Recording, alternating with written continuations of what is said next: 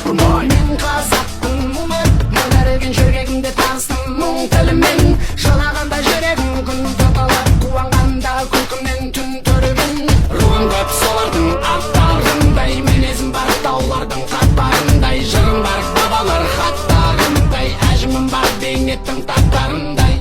Қашан қазақ атандым мен азандап, әлі күнге білмейсің ей адамзат. Адамзат есіміне береді бала жасың тұлпы тасты шұқыған кей азамат.